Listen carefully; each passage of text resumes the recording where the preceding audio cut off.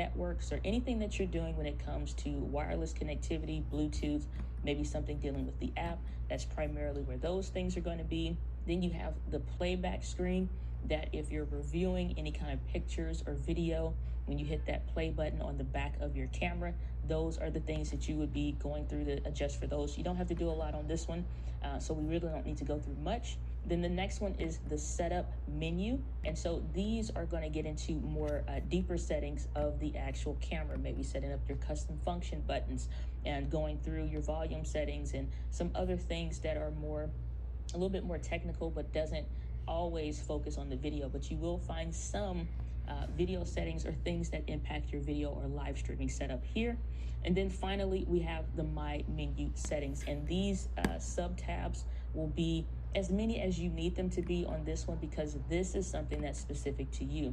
I will be going through this in the video to show you the specifics of what I personally prefer to use when it comes to me setting up my camera for video, so that I don't need to go through every last tab or every last sub tab when I'm searching for something. I just want to know if I want to go from regular videos to slow motion, how do I do that? If I want to change the audio levels, can I set a button to that and just have it automatically, set there all the time?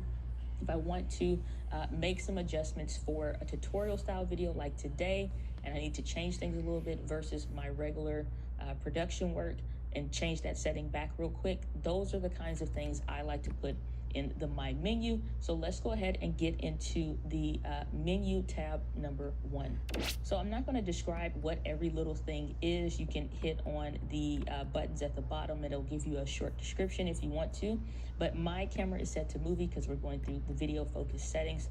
So some of these that are grayed out, you won't necessarily see the ability to change it. And if you do want to change it, it'll tell you like, oh, you need to change this other thing before you can get over to the to change this one. And so for me, I have the file format. This is currently set at JPEG. If I am taking a picture, maybe you're sending that off to have somebody color grade that picture for you or something like that, or thumbnails. I actually have my photo settings set to JPEG plus RAW. You can't change that right now, but these are what I have currently. JPEG image style, I have it set to the large, so 20 megapixels, I believe that's what that is for.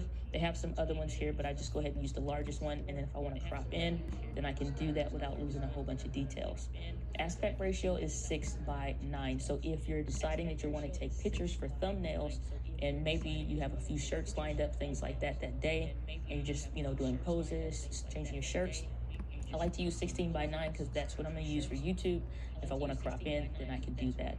Other than that, I don't change these other things, and they're grayed out anyway, so let's go over to the next tab. Long exposure, noise reduction, I have this turned to off because I don't want it trying to fix anything and